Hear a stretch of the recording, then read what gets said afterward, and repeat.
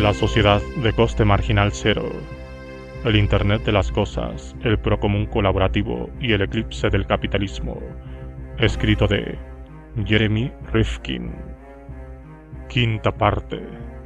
La economía de la abundancia. Capítulo 16. Vivir en la biosfera. La mayor parte de los economistas convencionales siguen convencidos de que la extraordinaria productividad que surge del naciente Internet de las cosas, aunque acerque cada vez más la economía a un coste marginal casi nulo y dé lugar al auge del procomún colaborativo, acabará siendo absorbida por el sistema capitalista. Pero es más probable que suceda lo contrario, es decir, que las dos economías se habitúen a actuar conjuntamente hasta que a mediados del siglo XXI predomine el procomún colaborativo y la economía capitalista tenga un papel más complementario. Mi impresión es que con un compromiso firme, sin errores ni contratiempos costosos y con un poco de suerte, será posible que se imponga el nuevo paradigma económico. Esta impresión no se basa solo en la intuición o la preferencia, sino en comparaciones históricas y trayectorias actuales. En los Estados Unidos y en Europa, las infraestructuras de las dos primeras revoluciones industriales tardaron 30 años en construirse y otros 20 en madurar. La trayectoria de la tercera revolución industrial aún es más rápida. La World Wide Web, que nació en 1990 y ha llegado a la madurez en 2014, conecta a gran parte de la humanidad por un medio de comunicación que funciona con unos costes marginales casi nulos. La misma curva exponencial que permitió construir el Internet de las comunicaciones en menos de 20 años se aplica también al Internet de la energía, que sigue una trayectoria similar y ofrece la promesa de que la electricidad verde sea casi universal y con un coste marginal casi nulo dentro de 25 o 30 años. Y aunque el Internet de la logística aún se encuentra en una etapa incipiente, es muy probable que pronto se ponga a la altura de las otras. Por su parte, la impresión 3D está creciendo con más rapidez que el Internet de las comunicaciones cuando se hallaba en una etapa comparable de su evolución. También hemos visto que la evolución de la economía social en el procomún se acelera más cuanto mayor es el número de prosumidores y cuanto más se acerca la producción entre iguales en el Internet de las cosas, reduciendo los costes de producir, vender y entregar productos y servicios. Los prosumidores y las empresas sociales ya se han hecho con una parte importante de la actividad económica, reduciendo los márgenes de beneficio ya muy escasos de las empresas de la segunda revolución industrial y obligando a cerrar a muchas de ellas.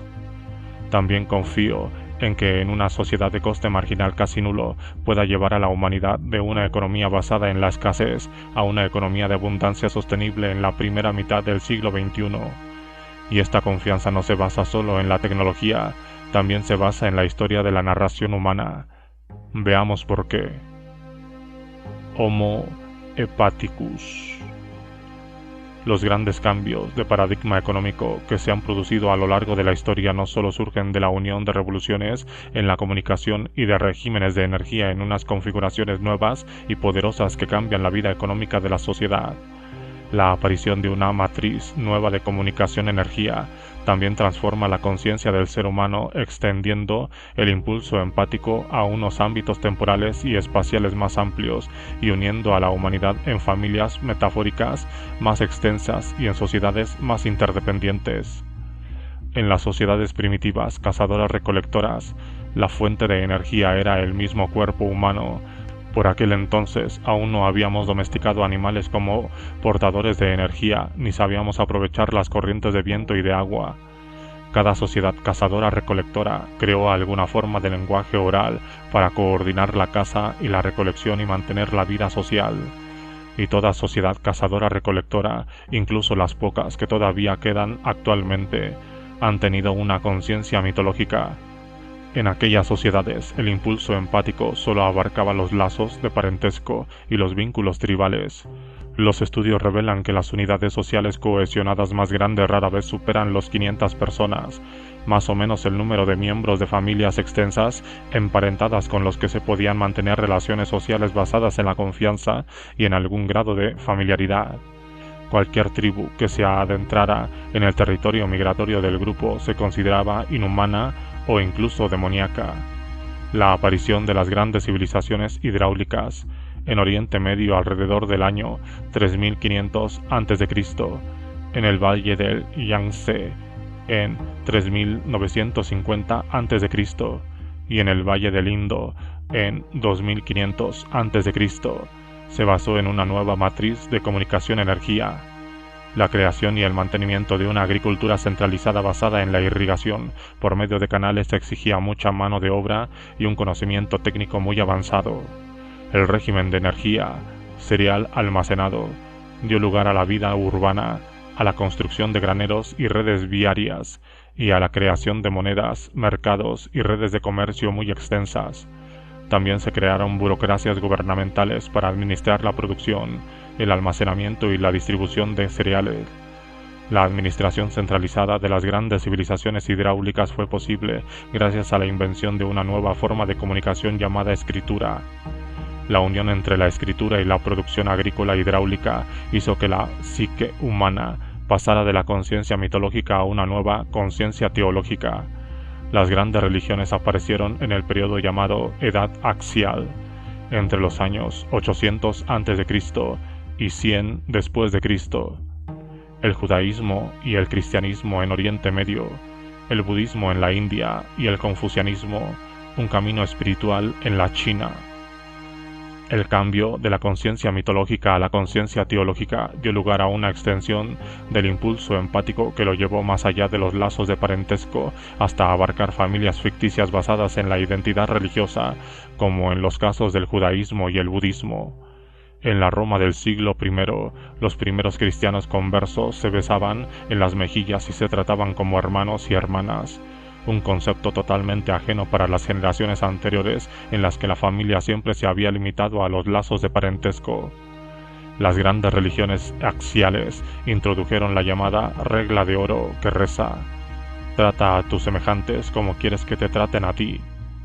La ampliación de la empatía hasta abarcar estas familias extensas ficticias basadas en la afiliación religiosa hizo que muchas personas establecieran unos vínculos sociales que se extendían por aquel ámbito temporal y espacial mucho más extenso que había surgido de las nuevas civilizaciones nacidas de la unión entre la escritura y la producción agrícola hidráulica.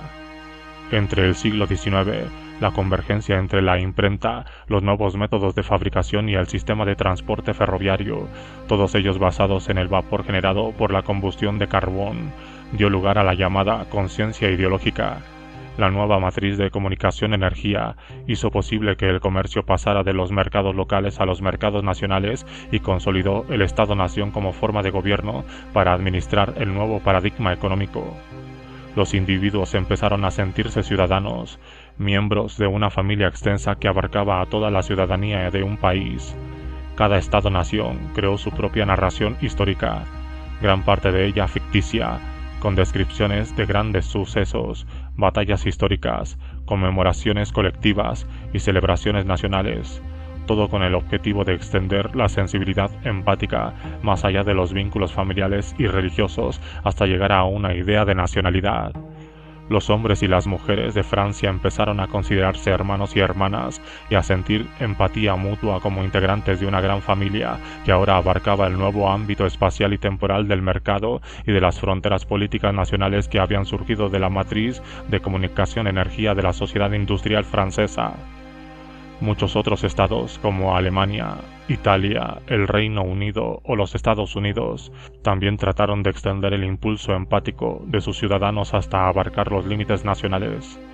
En el siglo XX, la convergencia entre la electrificación centralizada, el petróleo y el transporte por carretera, así como el nacimiento de una sociedad de consumo masivo, dieron lugar a la transición cognitiva de la conciencia ideológica a la conciencia psicológica.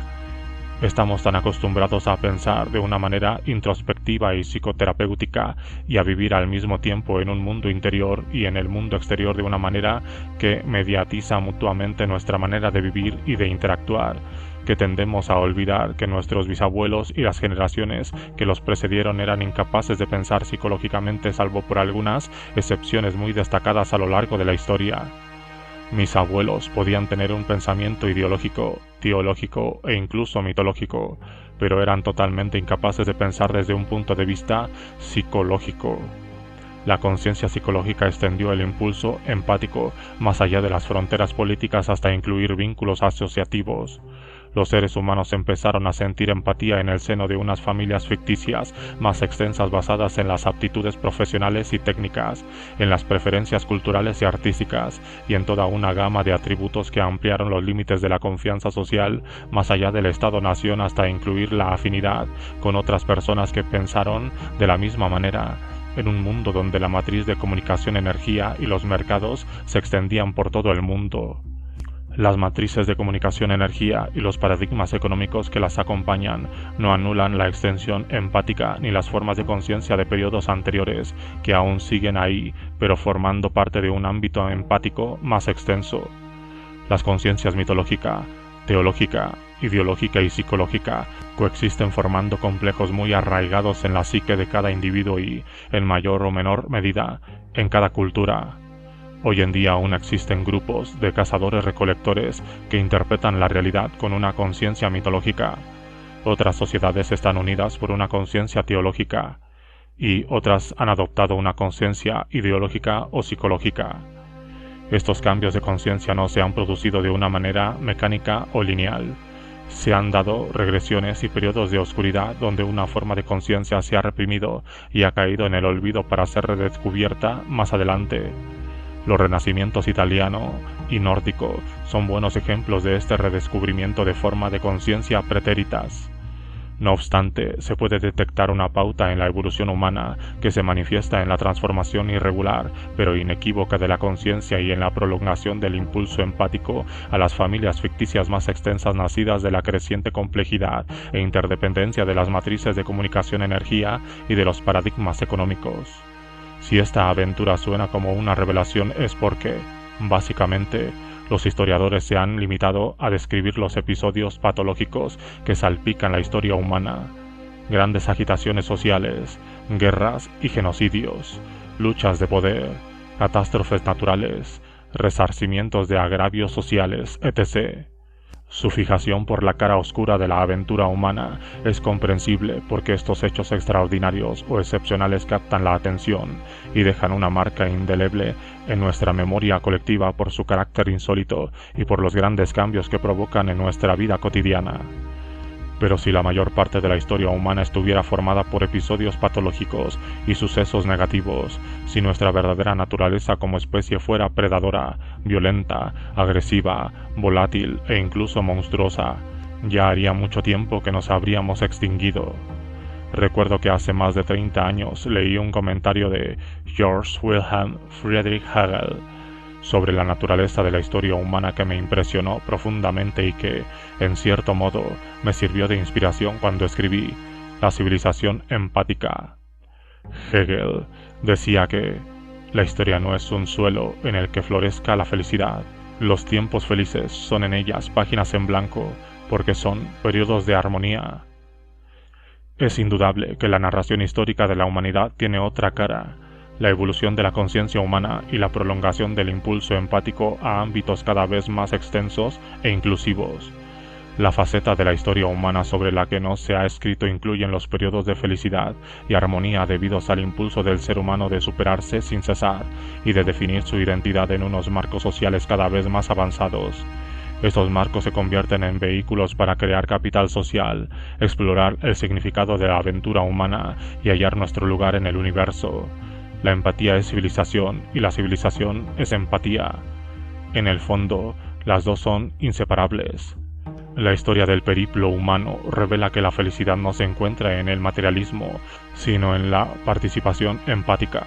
Cuando contemplamos nuestra historia personal, en el caso de nuestra vida, las experiencias que descuellan en nuestro recuerdo rara vez tienen que ver con los bienes materiales, la fama o la fortuna. Lo que más afecta al núcleo de nuestro ser son los momentos de empatía, la sensación de salir de nosotros mismos y sentir la lucha de otros por salir adelante como si fuera nuestra. Hay personas que confunden la conciencia empática con el utopismo, cuando en realidad es lo contrario. La empatía que cualquiera de nosotros puede sentir hacia otro ser, sea humano o no, está teñida por la certeza de su mortalidad y por la celebración de su vida presente. El hecho de sentir sus alegrías y sus penas, sus esperanzas y sus temores, nos recuerdan constantemente lo precario de nuestra vida. Sentir empatía hacia otro ser es reconocer que su vida es tan única e irrepetible como la nuestra, entender que cada uno de sus momentos, al igual que los nuestros, son irreversibles e irrepetibles, y que la vida es frágil, imperfecta y difícil, ya sea el periplo de un ser humano por la civilización, ya sea el de un ciervo por los bosques. Cuando siento empatía, percibo la naturaleza frágil y transitoria de la existencia del otro. Sentir empatía es alentar al otro a florecer y a expresar todo su potencial durante su breve estadía. La compasión es nuestra manera de celebrar la existencia de los demás, de reconocer nuestros lazos comunes como compañeros de viaje en la tierra. Ni en el cielo ni en la utopía hay necesidad de empatía, porque en esos ámbitos inmateriales no existen el dolor ni el sufrimiento, ni las flaquezas ni los defectos. Solo hay perfección e inmortalidad. Convivir con los demás en una civilización empática es ayudarse mutuamente y, por medio de la compasión, reconocer la realidad de nuestra existencia temporal y celebrar nuestra lucha por salir adelante en un mundo imperfecto. ¿Acaso alguien duda de que los momentos de mayor felicidad siempre son los más cargados de empatía? Conciencia de la biosfera. Todo lo anterior nos devuelve a la cuestión de fomentar la felicidad individual y colectiva de nuestra especie. A quienes ya no tengan esperanza en el futuro de la humanidad ni en su capacidad para sobrevivir como especie, y menos en la posibilidad de lograr un mínimo de felicidad colectiva, les hago esta pregunta: ¿por qué íbamos a detenernos aquí y poner fin a un viaje que nos ha llevado a una empatía cada vez más inclusiva y a una mayor responsabilidad colectiva? Si hemos pasado de la conciencia mitológica a la teológica, la ideológica y la psicológica, y hemos extendido nuestro impulso empático de los lazos de parentesco a la afiliación religiosa, la identidad nacional y la comunidad asociativa, no es posible imaginar que el siguiente paso en la aventura humana nos lleve a una conciencia de la biosfera y a una expansión de la empatía que incluye a toda la humanidad como una familia y a los otros seres vivos como una extensión de nuestra familia evolutiva. Una nueva infraestructura inteligente basada en la unión de las comunicaciones, la energía y la logística en un único Internet se está empezando a extender como la tecnología Wi-Fi, de un nodo a otro y de una región a otra, cruzando los continentes y conectando la sociedad en una gran red neural mundial. La conexión entre todos los seres y todas las cosas, el Internet de las cosas, la transformará la historia de la humanidad al permitir que nuestra especie, a través de la empatía, se una en una sola familia extensa por primera vez en la historia. Hay una generación que estudia en aulas globales por medio de Skype, que trata con personas de todo el mundo en Facebook y que charla con centenares de millones de camaradas en Twitter, que comparte vivienda, ropa y prácticamente todo lo demás en el Internet de las comunicaciones, que genera y comparte electricidad verde por todo el mundo en el Internet de la energía, que comparte automóviles, bicicletas y transporte público en el Internet de la logística, y que, gracias a todo esto, hace que la humanidad deje atrás su firme lealtad con un crecimiento material ilimitado y desenfrenado y se comprometa como especie con una economía sostenible. Y esta transformación va acompañada de un gran cambio en la psique humana, el salto a la edad colaborativa y la conciencia de la biosfera.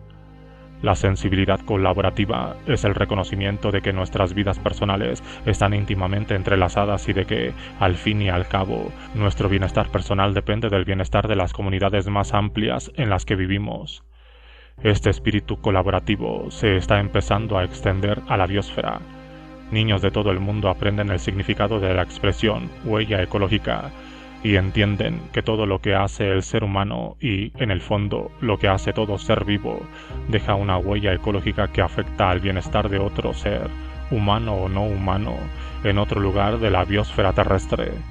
Sacan sus propias conclusiones y se dan cuenta de que todos los seres forman parte de innumerables relaciones simbióticas y sinérgicas en los ecosistemas que forman la biosfera, y que el funcionamiento correcto de todo el sistema depende de que las relaciones entre todas las partes sean sostenibles. Esta generación crece sabiendo que la biosfera es nuestra comunidad planetaria y que su salud determina la nuestra.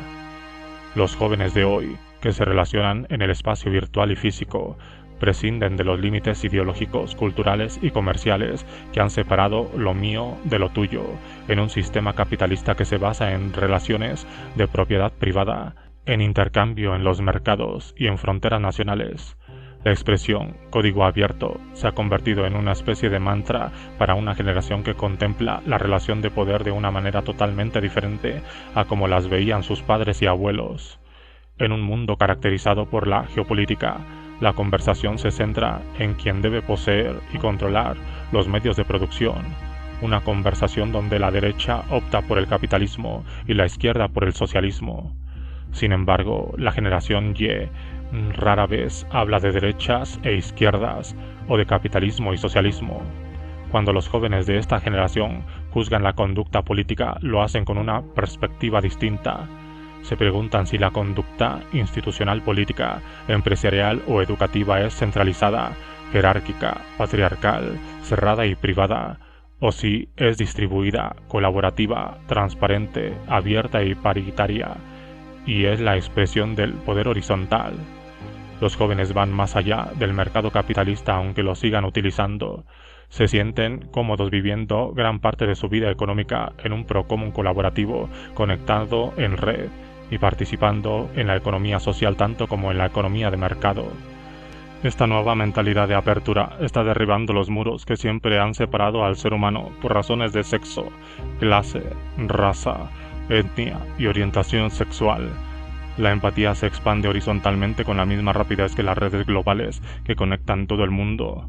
Centenares de millones de seres humanos, y sospecho que hasta miles de millones, empiezan a sentir al otro como si fueran ellos mismos. Ahora que la empatía se convierte en la prueba definitiva de toda sociedad verdaderamente democrática, aunque con menos intensidad, millones de personas, en su mayoría jóvenes, también empiezan a extender su impulso empático a todos los seres vivos, desde los pingüinos y los osos polares que aún viven en los polos, hasta las muchas especies en peligro de extinción que habitan los pocos ecosistemas vírgenes que quedan. Los jóvenes empiezan a vislumbrar la oportunidad de crear una civilización empática integrada en la comunidad de la biosfera. Hoy por hoy, gran parte de esta visión es más una esperanza que una certidumbre, pero en el aire se percibe la indudable sensación de que es posible.